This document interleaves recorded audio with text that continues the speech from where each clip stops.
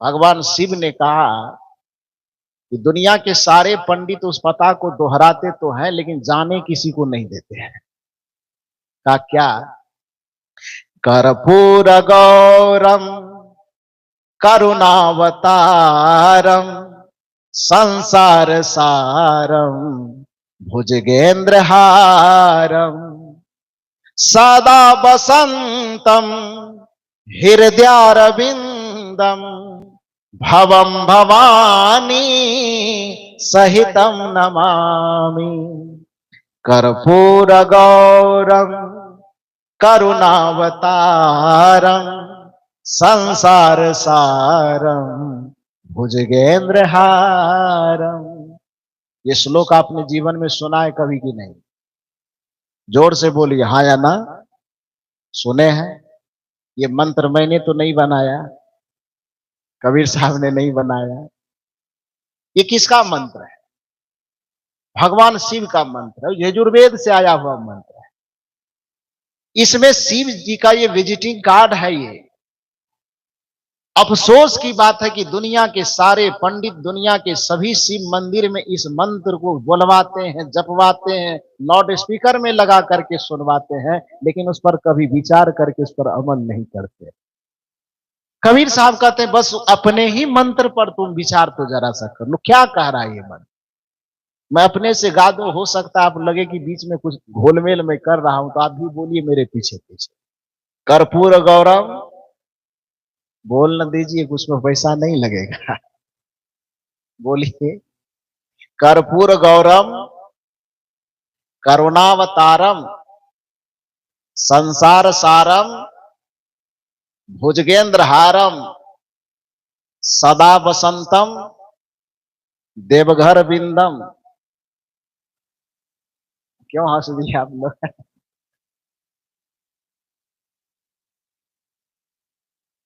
पता गलत बता दिए क्या? क्या हो गया तब? क्या भरना है? हरिद्वार बिंदम, काशी की बनारस? है?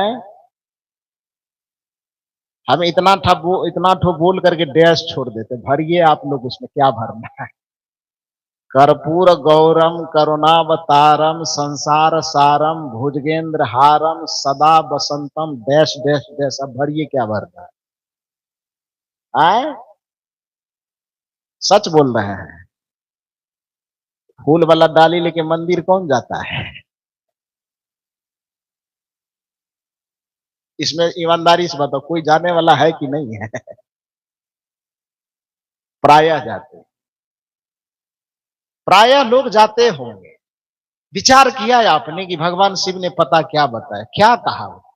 छोड़ दीजिए न कबीर साहब को, बड़ा कबीर पंथ के नाम से मिर्ची लगती है आपको भी लाल वाली, तो कबीर साहब को रहने दीजिए मगर। भगवान शिव से पूछिए, पूछिए उनसे कि आप कहाँ रहते हैं। भगवान शिव कहते हैं कि भाई मैं मंदिर में नहीं रहता। कहाँ रहता? भगवान शंकर क्या कहते हैं? कर्पूर गौरम करुणावतारम संसार सारम भुजगेंद्र हारम सदा बसंतम।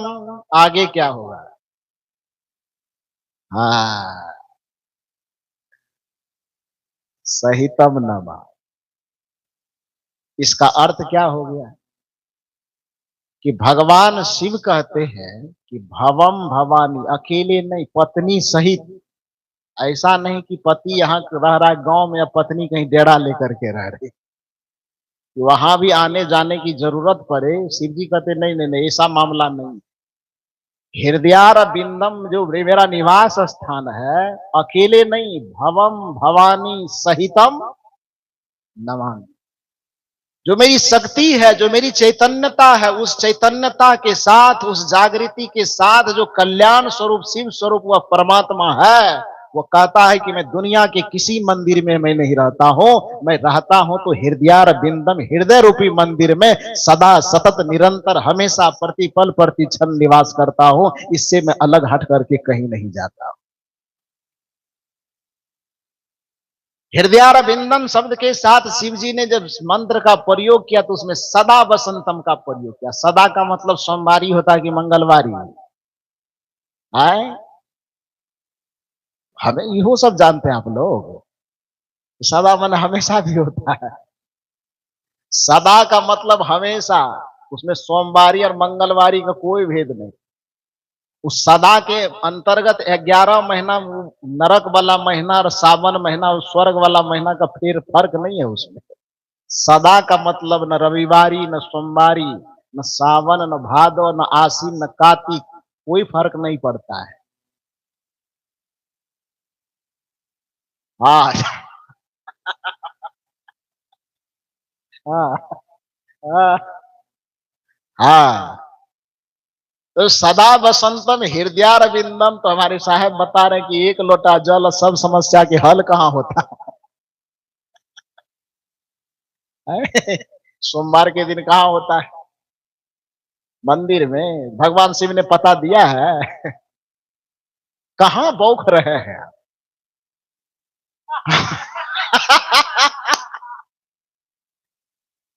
कर्पूर गौरव गुनगुनाइए। कर्पूर गौरम करुणावतारम संसार सारम भुजगेंद्र हारम सदा वसंतम हृदयारविंदम भवम भवानी सहितम नमामि। कर्पूर गौरम करुणावतारम संसार सारम भुजगेंद्र हारम।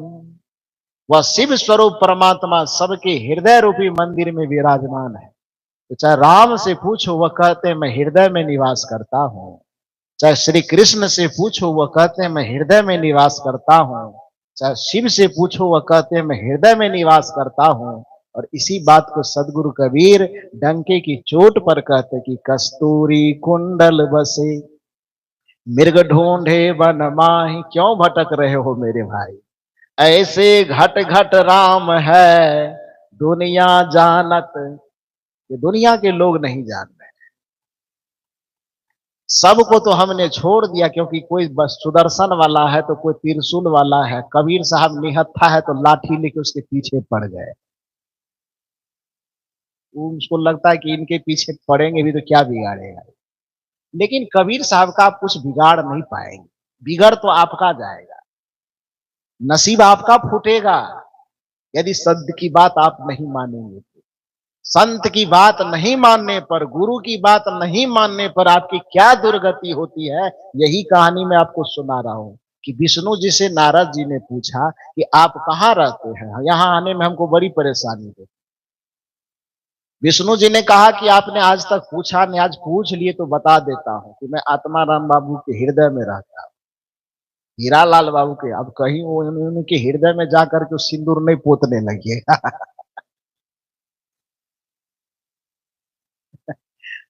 तो जितना मतलब उनके हृदय का मतलब जितना हृदय है, स्त्री का, पुरुष का, धरती के मानव अथवा मानवेतर किसी भी प्राणी का हृदय है, उसका परमात्मा उसके ही हृदय में निवास करता है। तो भगवान विष्णु ने कहा कि मैं सबके हृदय में निवास करता हूं। नारद ने कहा कि अच्छा ऐसी बात है, तब तो सूचना किसी भी जगह पहुंचाई जा सकती है आपके लिए। विष्णु जी ने कहा बेशक, आज तक पूछा नहीं इसीलिए नहीं बताया। मैं सबके हृदय में रहता हूं। रमे निरंतर आत्मा सब घट आठो याम, ताही से बुद्ध संत जन कहत तासु को राम। उसको राम इसलिए कहा जाता है क्योंकि वह सबके हृदय में रमन कर रहा है। उसको रमैया राम कहा जाता है। तो कहा मैं सबके हृदय में निवास करता हूं। तो नारद जी ने कहा वाह वाह वाह, तब तो आज से बड़ा आनंद मिल गया। अब सूचना पहुंचाने के लिए इतना दूर पृथ्वी से बैकुंठ आना नहीं पड़ेगा, पहुंचा देंगे जहां सूचना पहुंचाना हो। ऐसा सोच करके वो नीचे आया।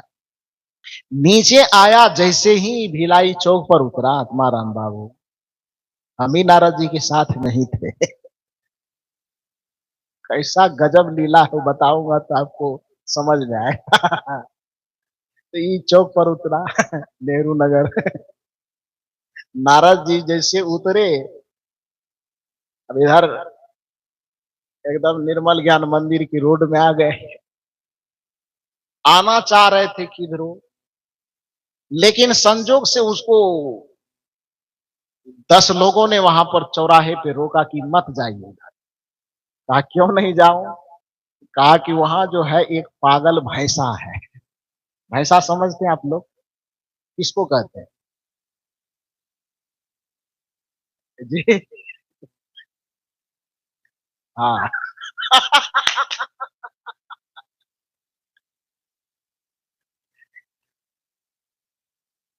अच्छा समझ गए तो समझ जाइए। हाँ, क्या बोले भैंस का मिस्टर?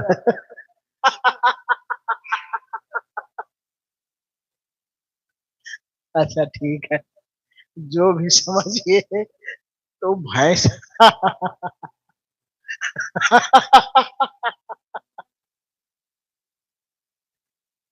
तो एक भैंसा था, वो पागल था। तो लोगों ने रोका कि उधर मत जाइए। कहा क्यों?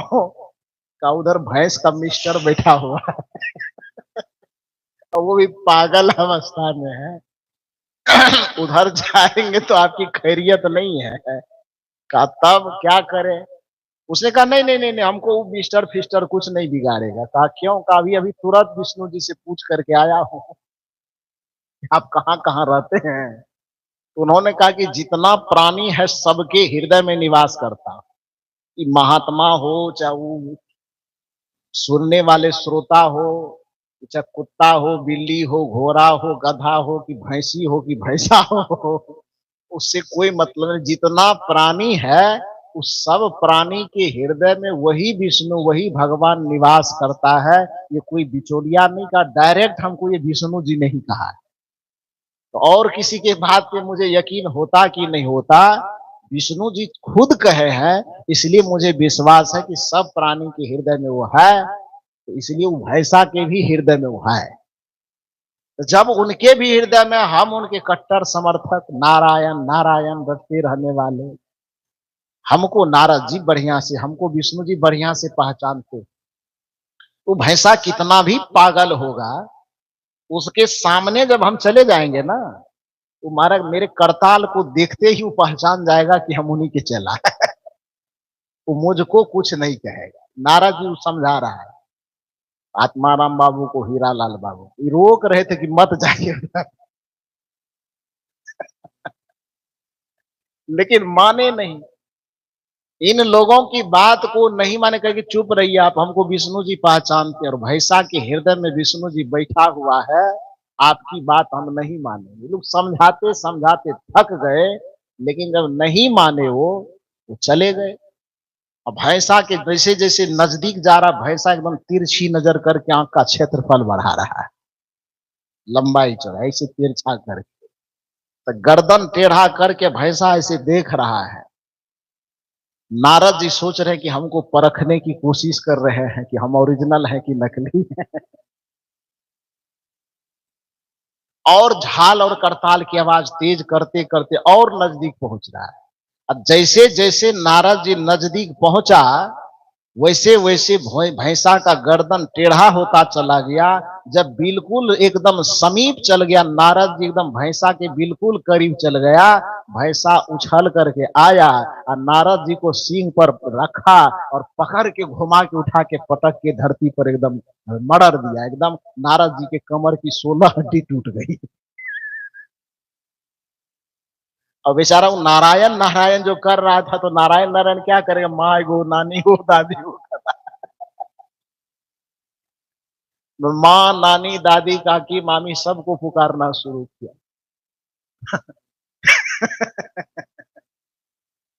लोग सब उधर से आ रहे, नारद जी नारायण नारायण क्या होगा, दाद बेवकूफ है। नारायण नारायण, कमर की 16 हड्डी टूट चुकी है, नारायण नारायण करता। तो अब क्या करेंगे? क्या पहले किसी तरह प्लास्टर करवाओ। प्लास्टर करवाया। प्लास्टर वगैरह जब हो गया तो नारद जी सोचे कि अब विष्णु जी को सबक सिखाएंगे। किसी तरह लंगड़ाते लंगड़ाते विष्णु लोग पहुंच ही गया बेचारा। और लंगड़ाते हुए आते देखकर कमर में बैंडेज प्लास्टर देख करके विष्णु जी सरसैया से पूछते, कौन? नारद। क्या समाचार है? नारद ने कहा कि सही सलामत चाहते हैं कि हाल समाचार मत पूछिए और बताइए कि कौन जन्म के दुश्मनी निकाले। जब आपको ओरिजिनल पता नहीं बताना था मत बताते। कौन सी दुश्मनी निकाले कि आपने कहा कि सबके हृदय में रहते। आपके बात पर भरोसा करके हम भैंसा के पास चले गए और उसने ऐसा पटका कि कमर की 16 हड्डी टूट गई। नारायण नारायण का सारा मंत्र हम भूल गए।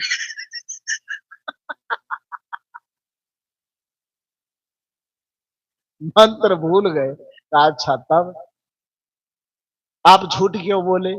विष्णु जी करे करे मैं झूठ नहीं बोला। चुप रहिए, झूठ नहीं बोले। झूठ नहीं बोले थी, बैंडेज कैसे बंधाया? नारद जी ने कहा, विष्णु जी ने कहा नहीं नहीं नहीं, झूठ नहीं बोले। कहा तब का पहले सुनो तो सही, मैं झूठ नहीं बोला। अरे मैंने तुमसे क्या कहा था? कहा मैंने कहा था तुमसे कि जितने सारे हृदय है उस हृदय में मैं निवास करता हूं। तो जब मैंने ये कहा कि मैं सभी हृदय में निवास करता हूं, तो तू ये फार्मूला तो पकड़ लिया कि सब हृदय में निवास कर रहा है, तो भैंसा वाला हृदय में निवास भी करता होगा। ठीक है, तुम्हारी मान्यता कोई गलत नहीं है, लेकिन यदि तुमको यह कहा गया था कि सभी हृदय में मैं निवास करता हूं, तो चौराहे पर खड़े होकर के जो रोकने के लिए आत्मा राम बाबू हीरा लाल बाबू खड़े थे, हाथ जोड़ करके कह रहे थे कि उस रास्ता से मत जाइए, तो उसके भी हृदय में बैठ करके तो विष्णु जी ही कह रहा था कि उधर मत जाओ। तो उनकी बात काटा क्यों? उनकी बात क्यों काटा? जब 15 ठो विष्णु के बात को तू काट दिया, तो एक ठो विष्णु पटक के तुम्हारा हड्डी नहीं तोड़ेगा तो क्या करेगा? क्या कहा नारद से कि इतने विष्णु सब जो समझाने के लिए बैठा हुआ है, ये क्या कर रहा है? जब चींटी से लेकर के हाथी के अंदर में वो विष्णु, वो राम, वो कृष्ण, वो शिव, वो परमात्मा बैठे हैं, तो उजला उजला जो पहना हुआ है चमकदार सब, इसके हृदय में कौन बैठा हुआ? रावण कि कुंभकर्ण? इसके भी हृदय में वही विष्णु, वही राम बैठा हुआ है। विष्णु जी ने कहा कि ये बात सच है कि मैंने कहा है कि मैं सबके हृदय में निवास करता हूं। तो इन लोगों के साधु महात्मा के रूप में जा जाकर के जो पूरे दुनिया को समझाया जाता है कि यह पाप है या न करो, यह अनैतिकता है या न करो, ये गलत है या न करो, ये बुरा है या न करो, ये बुरा है या न खाओ, यह बुरा है या न देखो। बार बार जो हर जगह बुराई से बचाने की कोशिश करते हैं, ये रोकने की कोशिश करते हैं, और इन रोकने वाले विष्णुओं की बात नहीं मानोगे तो हड्डी तोड़ने वाला दूसरा विष्णु तैयार होगा और आपकी भी हड्डी तोड़ देगा, उठा के पटकेगा। प्रकृति का यही विधान, क्योंकि नियम कहता है कि जो इशारे से नहीं समझता उसको तमाचा मारना जरूरी हो जाता है। यदि इशारा करने वाले इन विष्णुओं की बात नहीं मानेंगे आप, इशारा करने वाले शिव की बात नहीं मानेंगे आप, राम की बात नहीं मानेंगे आप, उधर उठा के पटकने वाला भी कोई राम कोई विष्णु तैयार हो जाएगा। कहने का भाव यह है कि हरि के रूप में इन संत गुरुजनों की बातों को आप मानिए। शराब नहीं पीना चाहिए, मान लीजिए जीवन निहाल हो जाए। माता पिता की अवज्ञा नहीं करनी चाहिए, मान लीजिए जीवन कल्याणमय हो जाएगा। सास ससुर माता पिता की सेवा करनी चाहिए, यह मान लीजिए जीवन का कल्याण हो जाएगा। गुरु के आदेश उपदेश की अवहेलना न कीजिए, यह मान लीजिए जीवन का कल्याण हो जाएगा। कबीर साहब यही कहते हैं, मत कर मोह तू हरि भजन को मान रे, तू गुरु वचन को मान रे। ये मानोगे तो करना क्या है? अपने सभी प्राप्त कर्मेंद्रियों और ज्ञानेंद्रियों का सदुपयोग होना शुरू हो जाएगा। तब पता चलेगा कि मिला किस लिए। सतगुरु कबीर साहब कहते हैं, नयन दिए हरि दरस करन को। ये आंख क्यों दिया है? सिनेमा देखने के लिए कि उपन्यास पढ़ने के लिए? कि बच्चा सब स्कूल चला गया तो घर में लेट करके सीरियल देखने के लिए? कि सीरियल देखने वाला पार्टी सवेरे बैठा हुआ है कि नहीं है? इसीलिए आंख मिला है। कबीर साहब से पूछो क्यों मिला है? नयन दिए हरिदरस करान को, श्रवण दिए सुन ज्ञान रे। नयन दिए हरिदरस करान को, श्रवण दिए सुन ज्ञान रे। श्रवण दिए सुन ज्ञान रे, हरि वचन को मान रे तू, हरि भजन को मान रे। मत कर मोह तू, मत कर मोह तू, हरि भजन को मान रे तू, गुरु वचन को मान रे।